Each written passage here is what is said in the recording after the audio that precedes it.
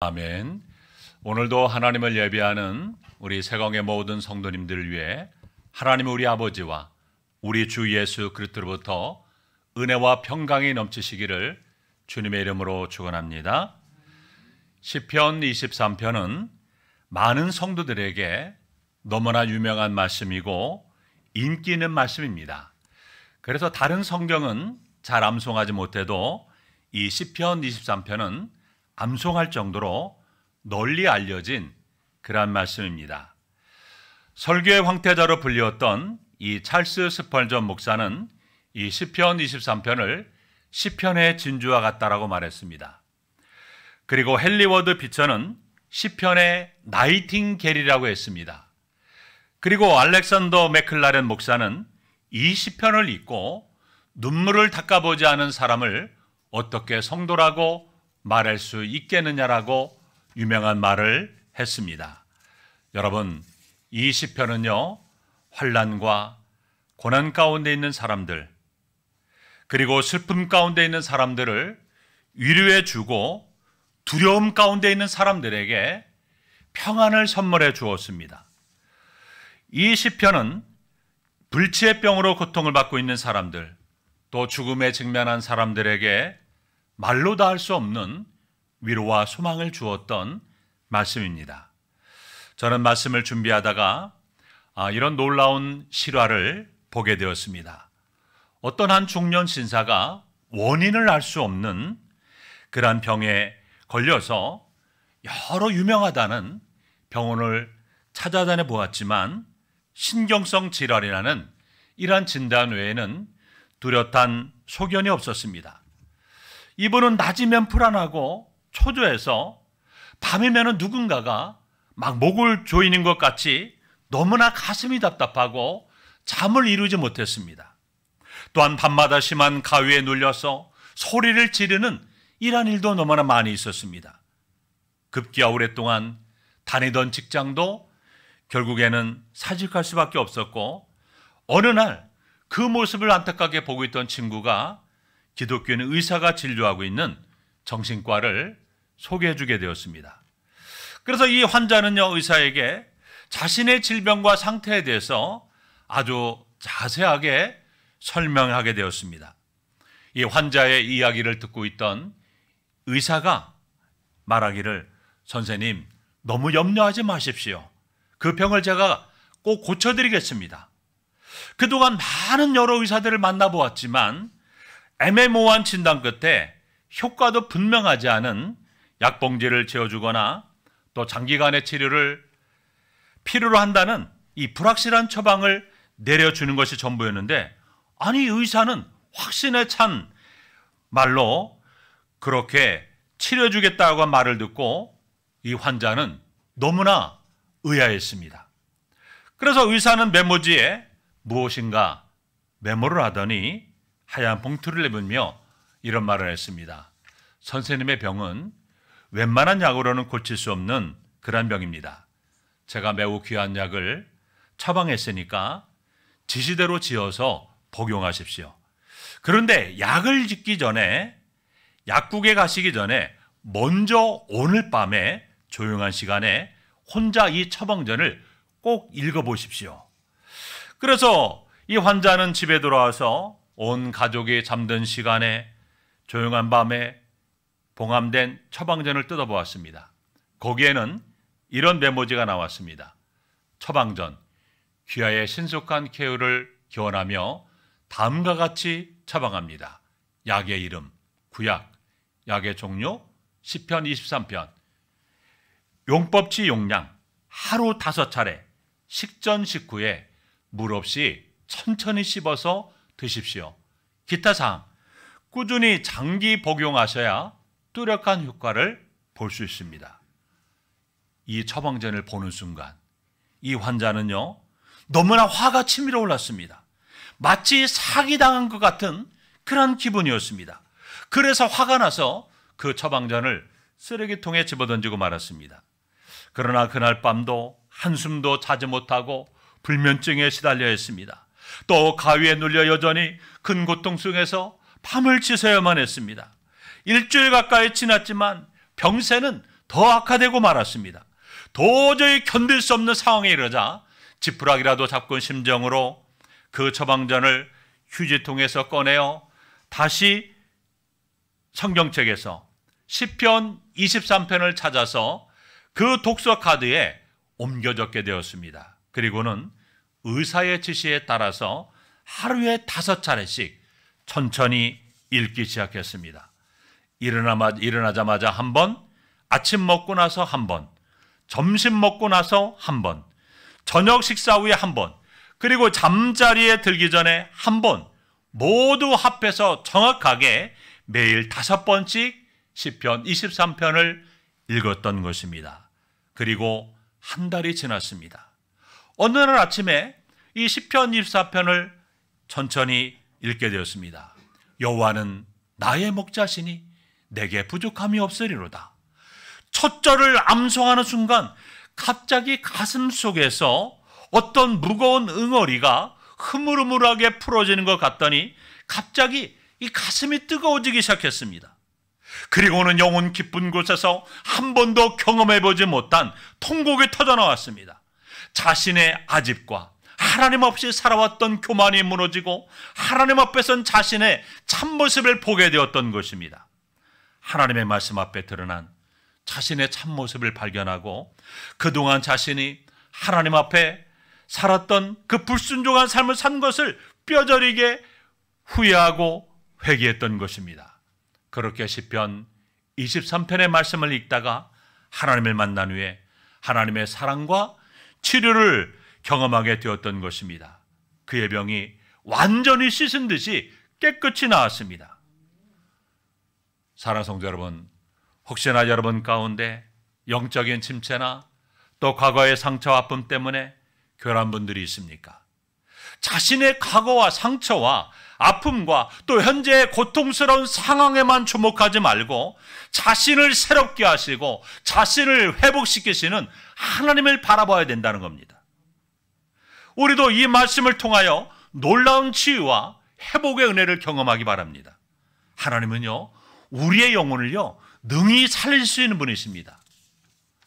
죽어가는 심령을 소생시킬 수 있는 그러한 분이십니다. 우리가 기억해야 할 꼭 2가지 사실이 있는데요. 하나는 무엇이냐면요, 하나님은 우리에게요, 소망을 주시는 분이세요. 그리고 또 하나는요, 말씀으로 우리의 영혼을 새롭게 하시는 분이라는 겁니다. 우리가 어떤 고난을 만난다 할지라도 이 2가지 사실을 날마다 기억하면 우리는 회복될 수 있다는 겁니다. 본문을 보면요, 하나님은요, 성경은 하나님을 우리의 목자로, 그리고 우리는 양으로 그렇게 비유하고 있습니다. 여러분, 왜 많은 동물 중에 왜 하필이면 양으로 우리를 비유했을까요? 자, 그 이유는요, 양과 인간 사이에는요, 아주 비슷한 점이 많기 때문에 그렇습니다. 자, 양은요, 몇 가지 특성을 가지고 있는데요. 첫째로 양은요, 이 방향 감각이 너무나 둔한 동물입니다. 다른 동물들은요, 집을 잘 찾아옵니다. 그런데 양은 그렇지 않습니다. 양은 스스로 길을 찾지 못하는 그런 동물이에요. 그래서 엉뚱한 길을 가면서도요, 자신이 지금 어디를 향해 가고 있는지도 모르고 고집 부리면서 계속해서 그 길을 갑니다. 뿐만 아니라 시력도 좋지 않아서요, 10m 이상을 보지 못합니다. 그래서 양은 반드시 누군가의 인도가 필요한 동물입니다. 자, 둘째로 양은요, 무력한 존재입니다. 대부분의 동물들은 어떻습니까? 어느 정도 자신들을 지킬 수 있는 무기를 가지고 있어요. 그래서 뭐 빠른 걸음을 가지고 있다든지 아니면 나무 타기를 잘해서 순간적으로 위기를 모면한다든지 또 강한 뿔을 지니고 있다든지 맹독을 가진 이러한 동물들도 있습니다. 또 어떤 동물은요, 카멜레온처럼 자신을 숨기거나 변신할 수 있는 이러한 능력으로 위기를 모면하기도 합니다. 그런데 양은요, 그 어느 것 하나도 없습니다. 그래서 사나운 짐승이 나타나면 꼼짝없이 잡혀 먹일 수밖에 없습니다. 셋째로 양은요, 어리석기가 그지없습니다. 양은요, 이 몸집에 비해 이 다리가 짧아서요, 이 균형 잡기가 힘듭니다. 뿐만 아니라 이 절제력도 부족해서요, 절제시키지 않으면 음식 먹는 것을 멈추지 않습니다. 양은 먹고 쓰러지면 스스로 잘 일어나지도 못해서 지팡이로 목자가 일으켜줘야만 일어날 수가 있습니다. 여러분, 이 팔레스타인 지방에서는요, 가장 듣기 싫어하고 천박하고 이 치욕적인 욕이 있는데요, 그 욕이 뭐냐면요, 이 양 같은 놈아, 이런 욕이에요. 자, 그 지방에서 양이나 동물은요, 생각도 모자라고 어리석고 고집도 세고 남의 말에 귀를 기울이지도 않고 지저분한 짐승의 대명사였습니다. 자, 네 번째로 양은요, 가장 절실한 욕구를 스스로 해결할 수 없는 그러한 존재입니다. 양은요, 자신의 가장 절실한 욕구인 이 먹고 마시는 것을 스스로 마련하지 못합니다. 여러분, 하나님께서 만드신 모든 짐승들 가운데 스스로 살아갈 능력이 가장 모자라는 짐승이 바로 양인 것입니다. 자, 그러나 양이 이러한 실존에 관한 문제는요, 목자가 있으면, 양 곁에 목자가 있으면 모든 문제가 다 해결이 됩니다. 그래서 목자는 그 양에게 꼴을 먹이고요, 편에 누워서 쉬게 해주고요, 맹수들로부터 보호해주고 양들의 인도자가 되고 지도자가 되고 보호자가 되는 것입니다. 그래서 양에게 없어서는 안 될 존재가 바로 이 목자라는 겁니다. 자, 이렇게 양이 목자로부터 이탈한다는 것은요, 무엇을 의미하는 것입니까? 죽음을 의미하는 것이에요. 따라서 이 목자와 양의 관계는요, 절대적입니다. 생명 관계에 놓여 있는 거예요. 자, 그래서 다윗은 뭐라고 고백합니까?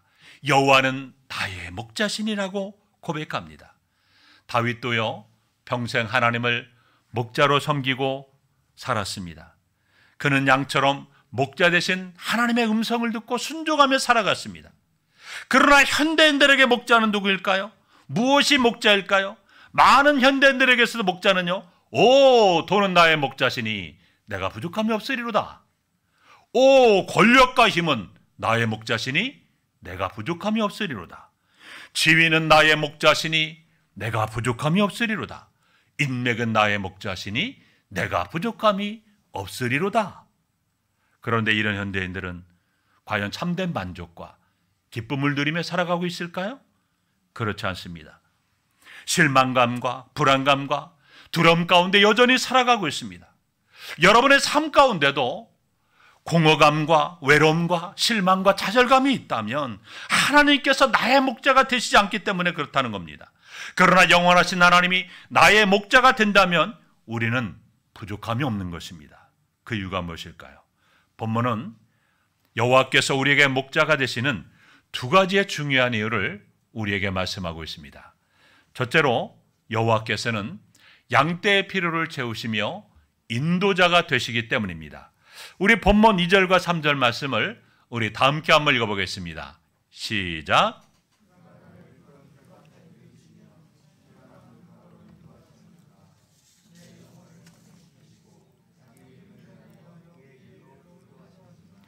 여러분, 양에게는요, 푸른 풀밥과 쉴만한 물가가요, 생존을 위해서 꼭 필요합니다. 그런데 목자가 푸른 초장과 쉴만한 물가로 인도한다는 것은요, 먹고 살 것을 걱정하지 않아도 된다는 말입니다. 양떼들은요, 그 맛있는 꼴을 먹으면서도요, 내일 일을 걱정하지 않습니다. 왜냐하면 목자가 양들을 위해서 미리 준비할 것이기 때문입니다. 양들이 오늘 꼴을 맛있게 먹고 있어도 목자는 내일 양떼를 위해서 염려하면서 좋은 꼴이 있는 곳은 목초지를 찾아 놓습니다. 여러분, 작가이자 목사인 필립 켈러라는 분이 있습니다. 이분이 쓴 책 가운데 양과 목자라는 책에 보면요, 양은요, 겁이 아주 많은 동물이고 두려움을 느끼거나 이 배가 고플 때는요, 자리에 눕지 않고 있다고 합니다. 그래서 목자를 통해서 누울 수 있는 환경과 그 안정된 장소가 마련돼야만 자리에 눕는다고 합니다. 여러분, 그 다윗은 뭐라고 고백합니까? 본문에서 그가 나를 푸른 주장에 누이시며. 여러분, 우리가 살아가고 있는 인생은요, 전쟁터와 같습니다. 참으로 어렵고 힘든 시기를 지나가고 있습니다. 그래서 세계 제2차 대전 후에 가장 어려운 시기라는 그러한 말도 합니다. 집과 또 직장과 사업장에서 모든 삶이 다 너무나 힘겹게 살아가고 수많은 위험이 우리의 삶 가운데 도사리고 있습니다. 이런 우리에게도요, 푸른 풀밭이 필요하고 쉴만한 물가가 필요합니다. 이것은 목자가 되시는 하나님이 우리에게 주실 수가 있는 것입니다.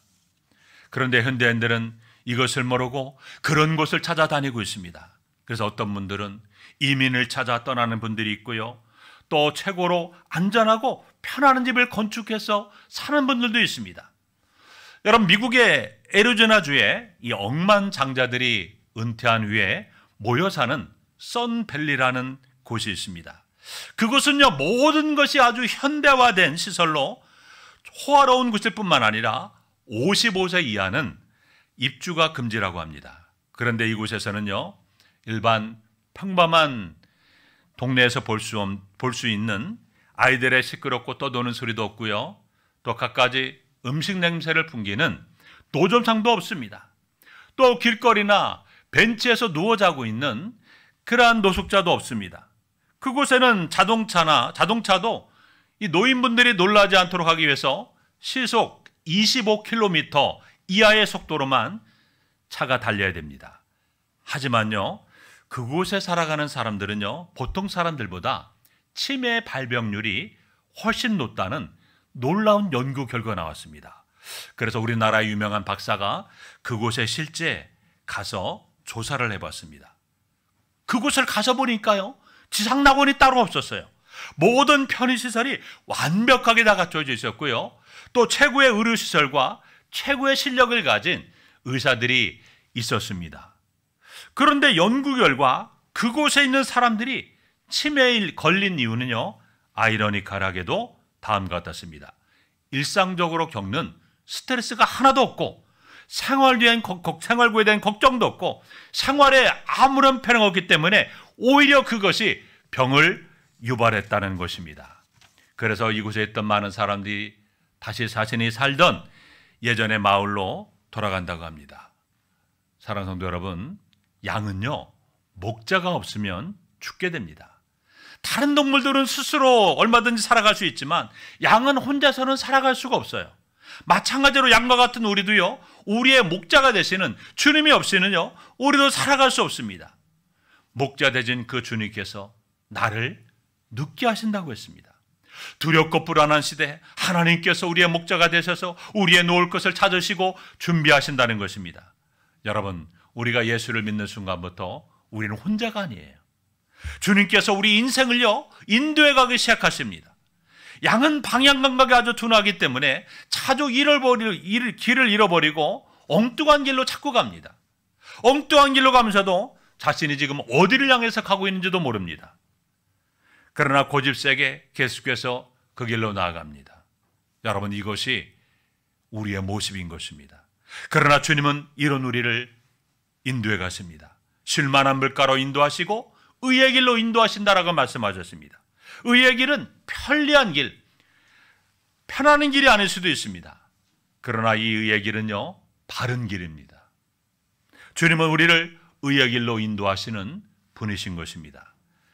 우리의 목자가 되시는 주님은 우리의 모든 필요를 채워주시고 인도하시는 그러한 분이심을 꼭 기억하시기 바랍니다. 둘째로, 여호와는 우리의 보호자가 되시기 때문입니다. 우리 본문 4절을 우리 함께 읽겠습니다. 시작. 내가 사망의 음침한 골짜기로 다닐지라도 해를 두려워하지 않을 것은 주께서 나와 함께 하심이라. 주의 지팡이와 막대기가 나를 안위하시나이다. 여러분, 다윗이 사망의 음침한 골짜기를 다닐지라도 두려워하지 않을 수 있던 이유가 무엇입니까? 주께서 나와 함께 하시기 때문이고 주의 지팡이와 막대기가 나를 보호하시기 때문이라고 고백하고 있습니다. 여러분, 이스라엘 땅은요, 너무나 가파르게 깎아지른 그 협곡들이 너무나 많이 있습니다. 어떤 곳은요, 골짜기가 워낙 깊어서 햇빛이 잘 들지 않은 곳도 있습니다. 그리고 아주 음산합니다. 깎아진 절벽으로 어두운 곳이 너무나 많습니다. 그래서 다윗은 음산한 죽음의 골짜기라고, 사망의 음침한 골짜기라고 표현하고 있습니다.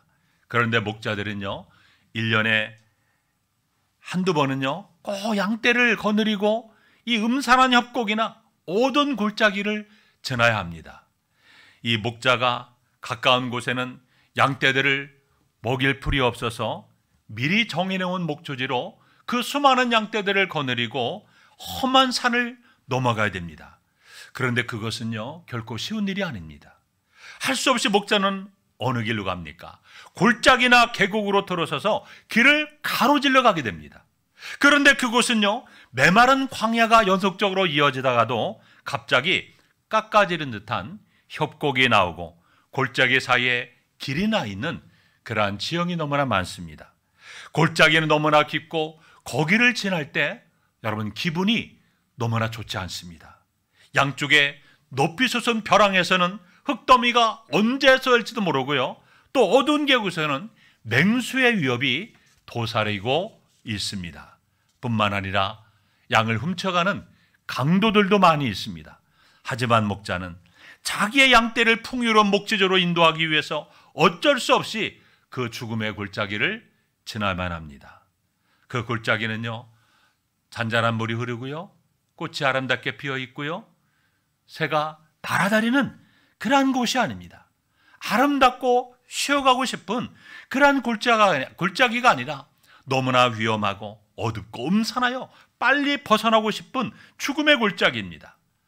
다윗은 예전에 목동이었기 때문에 양떼들을 이끌고 이런 골짜기를 지나야 했던 경험들이 있었습니다. 다윗도 자신의 인생을 돌아볼 때 수많은 죽음의 골짜기를 통과해야만 했습니다. 그는 죽음의 그림자가 가득 드리워진 삶의 음침한 골짜기를 수도 없이 지나왔습니다. 여러분의 인생도 그렇지 않습니까? 물론 젊은 사람들은요 인생을 아직 오래 살지 않았다 할지라도 인생의 우여곡절은요 다 누구에게나 있습니다. 인생의 많은 날들을 살아온 분들은 수많은 죽음의 골짜기를 통과했을 것입니다. 그래서 시편 90편 10절 말씀에 보면 우리의 연수가 70이요 강건하면 80이라도 그 연수의 자랑은요 무엇뿐이라고요? 수고하실 분뿐이라고 성경은 말씀하고 있지 않습니까? 또 창세기 47장 8절에서 9절 말씀 보면 야곱이 바로 앞에 섰을 때 바로가 이렇게 묻습니다. 내 연세가 얼마냐? 그때 야곱이 뭐라고 말합니까? 내 나그네 길의 세월이 130년입니다. 자, 그러면서 험악한 세월을 보내었나이다라고 그렇게 말하는 것을 볼 수 있습니다. 여러분 다윗처럼 하나님을 목자로 그렇게 모시고 살아가는 사람들에게도 이처럼 사망의 음침한 골짜기를 지날 때가 있습니다. 그런데 어떤 분들은 하나님께 이렇게 항변합니다. 아니 하나님을 목자로 모시고 살아가는데 왜 내가 사망의 음침한 골짜기를 지나가야 합니까? 하나님을 목자로 모신 사람들이면 언제나 하나님의 인도를 따라 늘 푸른 풀밭에서 잔잔한 물가에서 안식하며 평안하게 살 수 있어야 하지 않겠습니까? 그러나 다윗은 무엇이라고 말합니까? 내가 사망의 음침한 골짜기를 지날지라도 이것은 하나님을 우리가 목자로 모시고 살아가는 삶도 결코 평탄한 삶이 아님을 말해주는 것입니다. 여러분 우리가 예수를 믿고 구원을 받았다 할지라도 그것이 형통한 길을 보장해 주는 것은 아니라는 것입니다. 피할 수 없는 사망의 골짜기를 우리도 지날 수가 있습니다. 우리가 받은 은혜가 부족해서가 아니에요. 우리의 죄악 때문도 아닙니다. 우리의 범죄와 상관없이 우리도 그런 사망의 음침한 골짜기를 지날 때도 있습니다. 하지만 다윗은 전혀 두렵지 않다라고 고백합니다. 왜냐하면 자신의 인생이 평안했을 때도 하나님이 자신의 목자가 되심을 알게 됐을 뿐만 아니라 사망의 음침한 골짜기를 지나는 동안에도 자신의 목자이셨음을 감격하며 고백했던 것입니다. 성도 여러분, 사망의 음침한 골짜기를 지날 때 양들은 자신의 생존과 삶을 목자에게 절대적으로 의지할 수밖에 없었습니다. 그곳에서 양들은요 목자를 절대적으로 의지하며 살아갈 수밖에 없는 자신의 처지를 자각하게 되는 것입니다. 양뿐만 아니라 우리도 마찬가지입니다. 죽음의 그림자가 드리워진 그 인생의 어두운 골짜기를 우리가 지날 때 하나님과 나와는 과연 어떤 관계가 있으며 나의 인생에 있어서 하나님이 누구신가를 반드시 확인해야 됩니다. 또 가장 중요한 것은요, 평범한 진리를 절대로 놓쳐서는 안 됩니다. 그 진리가 무엇일까요? 바로 하나님이 나와 함께 하신다는 사실입니다. 그래서 본문 4절에 주께서 나와 함께 하심이라, 아무것도 우리를 해하지 못하도록 하나님의 그 생명싸개 안으로 보호하신다는 사실을 반드시 여러분 기억하시기 바랍니다. 또한 우리는 목자가 되시는 주님 없이 살 수 없는 존재임을 확인하게 될 것입니다. 여러분들도 그 사망의 음침한 골짜기에서 여러분과 함께 하시는 하나님의 임재하심을 꼭 경험하시기를 주님의 이름으로 축원합니다. 찰스 슬레밍의 팔레스타인 목동들의 습관이라는 책에 보면 이런 예화가 나옵니다. 이 목자는요, 이 건기가 되면 사망의 음침한 골짜기를 지나서 저 산 위에 눈이 녹아내리는 그 목초지를 향해서 올라가야 됩니다. 그래서 산 꼭대기에 올라가면요, 이렇게 평지가 있고요, 그리고 이 마을이 나오게 됩니다. 그것을 메사라고 그렇게 말하는데요, 드디어 이제 사망의 음침한 골짜기를 지나서 메사를 향해 목자는 양을 이끌고 절벽을 올라갑니다. 올라가다 보니요, 이제 눈이 녹았기 때문에 물이 풍부하고 초원이 눈앞에 펼쳐져 있습니다. 그래서 막 양들이 달려가서 그 막 먹으려고 하면 목자가 못 먹게 막아버립니다. 왜 그럴까요? 거기에는요, 중요한 이유가 있는데요, 그 메사에는 독사가 많습니다. 그래서 갈색의 짧은 독사, 이스라엘에만 있는 이 독사가요, 굴 속에 있다가 양들이 막 풀을 먹을 때 나와가지고 양의 코를 꽉 물어버립니다. 그래서 뱀에 물린 그 양은 죽게 되는 것입니다. 바로 그 이유 때문에 목자는요, 양을 풀을 못 뜯어먹게 정지시키고 지팡이를 가지고 독사가 어디 있나 이제 조사를 하게 됩니다. 그래서 목자는요, 너무나 경험이 많기 때문에 독사가 어디에 있는지 잘 압니다. 그래서 독사가 있는 구멍을 발견하면 그 구멍에다가 무엇을 붓냐면 이 기름을 갖다 붓습니다. 왜냐하면요, 뱀이 제일 싫어하는 것이 기름입니다. 뱀은 이렇게 몸으로 기어다니기 때문에요, 몸에 기름이 묻는 순간에 미끌미끌해서 제대로 가지를 못합니다. 그래서 기름과 기름 냄새를 너무나 싫어합니다. 그래서 구멍에다가 기름을 붓고 또 그것이 안 되면 모든 양의 입과 코에다가도 주위에다가 기름을 다 이렇게 발라줍니다. 이 기름 냄새를 맡고 독사가 피해가도록 합니다.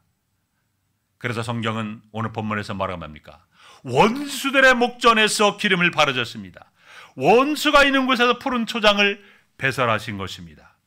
여러분, 하나님은요, 우리의 원수들이 우리 주위를 둘러싸고 그 사탄 마귀가 공격하는 그 속에서도 우리를 능히 보호하시는 것입니다.